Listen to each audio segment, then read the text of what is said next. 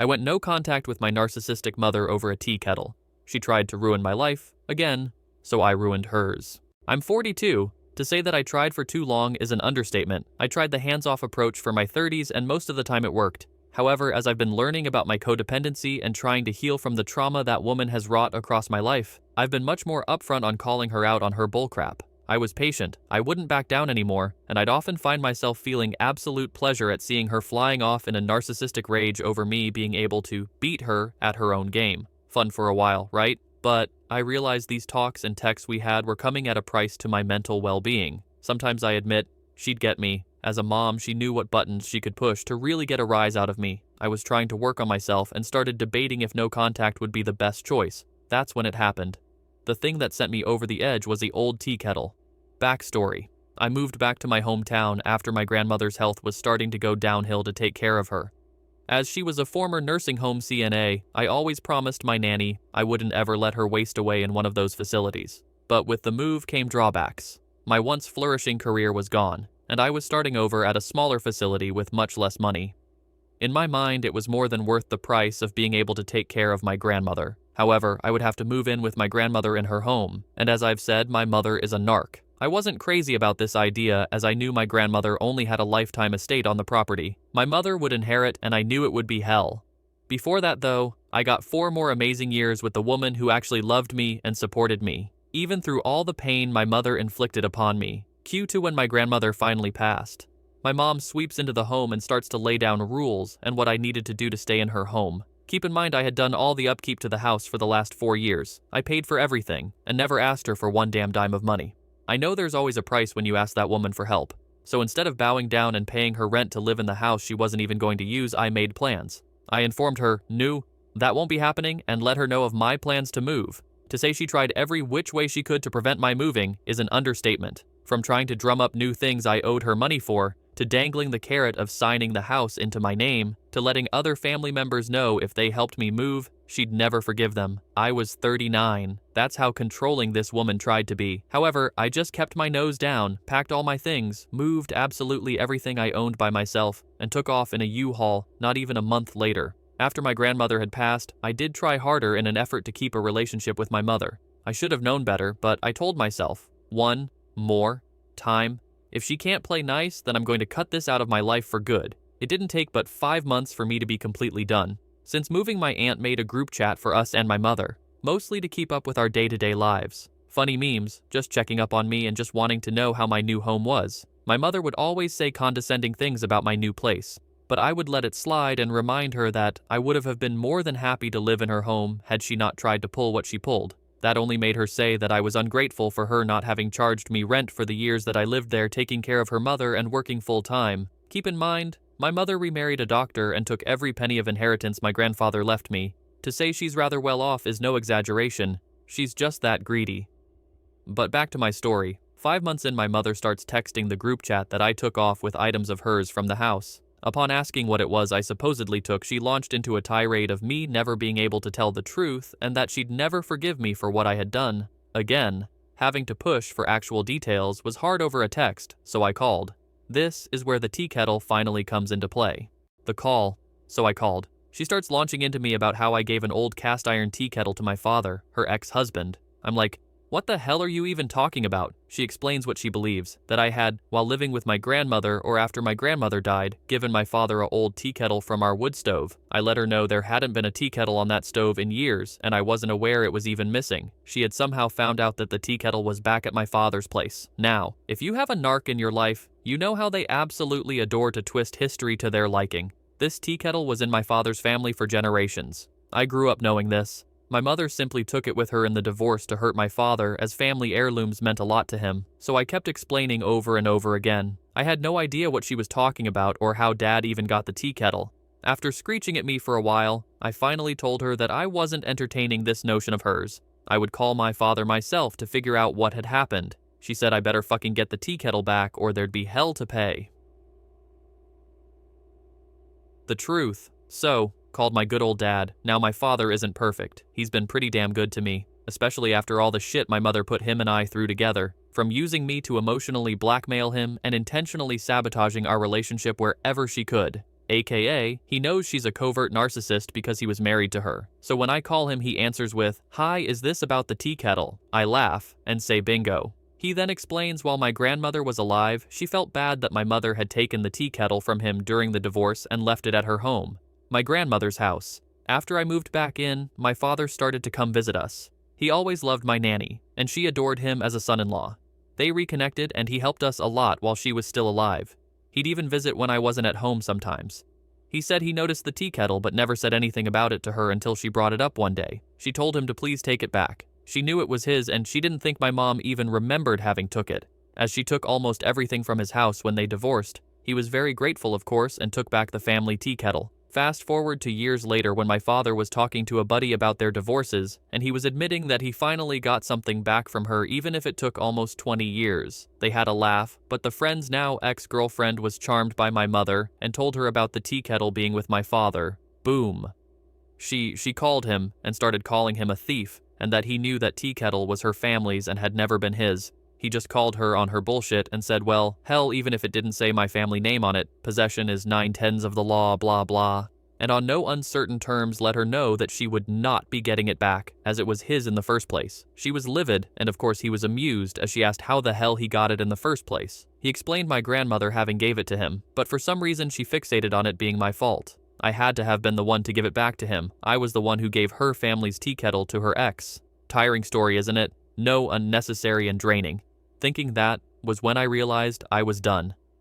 The emancipation. So having got the full story from my father, I was texting to my aunt and mother in our group chat and telling them. My mother continued to call me a dirty liar and nasty comments in the group chat in front of my aunt. Now I am the most patient and understanding person. So while I really hate how my mother treated me, I would never call her out in front of anyone. I would always argue and debate behind closed doors and alone, as I didn't want to bring anyone else into the mess that was her abuse, and she was still my mother, and I didn't want to embarrass her in front of anyone. I don't know what it was about this tea kettle that finally broke me, but it was the catalyst. But there were other things that made the tea kettle incident explode. While I had moved, my mother was still intent on having me move back into her home so I could take care of it until I inherit it from her one day. Yeah, right. So I tested her on this a few weeks before the tea kettle incident. If I wanted to move back, her conditions were that I would only have access to one bedroom. There's 3, but she and her husband are hoarders. his touch in this was allowing me to have access to the communal areas of the house. Isn't that so kind to allow me one bathroom and access to the kitchen and living room? They're a match made in hell. The reason I'd only have access to one bedroom was they miraculously put their home on the market and it was going to be sold. They were going to move from a 3-story mansion to a 3-bedroom cabin. So that's the reason she couldn't put the house in my name right away. It'd have to wait until they bought a new house. They would live in the cabin with me while the new home was being built and their old home sold. It's beyond insane, but this is how her mind works. I then told her no thanks. I'm very happy spending way more money being in a thriving city and having my own home with 3 bedrooms. However, it struck me. My mother likes to lie, a lot. So much so that over the course of years I was doing the hands-off approach. I would record what she'd say and replay it to myself to remind me that I wasn't insane.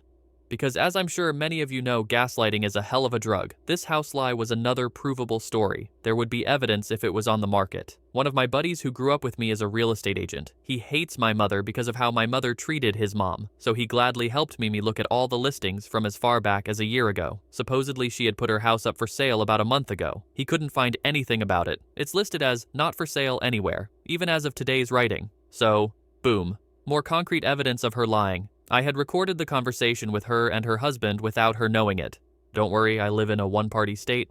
Because again, nothing comes without terms and conditions, and she likes to rewrite history. Back to the future. I had recorded this conversation. I thought it's about time that I do something different. If I'm thinking about going no contact, I might as well go out in a blazing ball of righteous hellfire, right? While she was attempting to humiliate me in front of my aunt again, I spoke to my aunt in a separate message. I'm sorry if you are going to be upset with me, but this has been 41 years in the making and I'm done. She called me worried, and I told her the truth. Finally, I let someone else hear the lies she told me. And in the group text, I posted the real estate listings and how their home was not listed for sale anywhere. My mother started to go into panic mode and was telling more lies about how it's not up yet because it was so new. I let her know that was a lie too, as it had been quite some time since she said she listed it. My aunt gasped, seeing her floundering for an explanation in the chat. I explained and she let me know, no matter what, she'd still love me, and understood how after years of abuse, I had finally had enough.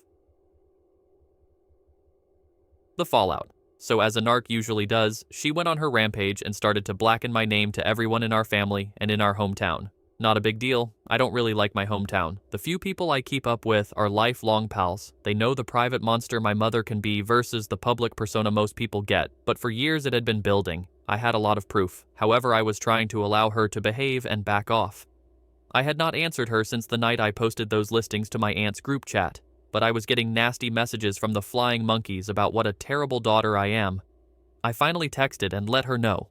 Unless she backed down and stopped this campaign against me, I was going to do something to her for how she's poisoning my name and reputation. I knew from reading about narcissists that this was coming, so I prepared. When she didn't stop, and a preacher I had never spoken to contacted me via Facebook to attempt to shame me into talking to her, I saw red. I did it. I went full scorched earth. I made a huge group chat with all of my contacts in my phone, all our family, some of her friends, some of her ex-friends, her husband's family, his kids, many people in our community, the preacher who decided I was a horrible daughter, many who believed her lies. Most of these people had turned their backs on me anyways, so I didn't feel too bad when I sent them all the nasty things she had said about them to me in texts, voicemails, and the phone recordings I had. I didn't realize how much I had saved, all just to keep my own sanity with her gaslighting me, and I sent it all. At the end of it, with the story about the house being for sale, and the latest lie fest she had concocted shown, my father, who was also in the group chat, took a picture of the kettle. He asked in the chat, "Was this really worth it?" Many of these people had also wronged him in the community due to the lies my mother spread about him after their divorce. He and I then left the group chat. The conclusion. Suffice to say that ruffled many feathers of people. Many of them were upset at how my mother had spoken about them. A lot of them blamed me for being a horrible daughter, and some have apologized to me. I don't care about them. I care about the damage I finally inflicted on the woman who hurt me over and over again with no conscience. I landed a blow to the weakest part of herself. Her public persona, her ego took that hit, and now she can truly be the victim she's always claimed to be. All of this could have been avoided if she didn't lose her goddamn mind over a old rusty tea kettle that's worth nothing. Nothing but sentimental value, and not even to her. That tea kettle was just a conquest to her, a token of victory over her ex-husband. I went no contact that day. I have also cut off many of the relationships from the people in that chat, even if they apologized. It's not that I don't forgive them, I just don't miss them. Maybe I'm a horrible person for doing what I did, but I can't lie and say it didn't feel good to finally show people what she's really like. I spent so much of my life trying to be the good daughter that when I finally broke, I broke hard. I hope you don't judge me too harshly for my actions, but if I had to over again, I'd pick the same every time. TLDR. Mother tried to blame me for giving a tea kettle back to my dad she had stolen. When she kept calling me a liar, I showed years of evidence of her trash talking and lying about our family and friends to them in a group conference. Went no contact and haven't spoken to her since. Much thanks to you, Cheturo, and you, Sasha739, for the suggestion of posting in this subreddit. I appreciate y'all's kind words and encouragement.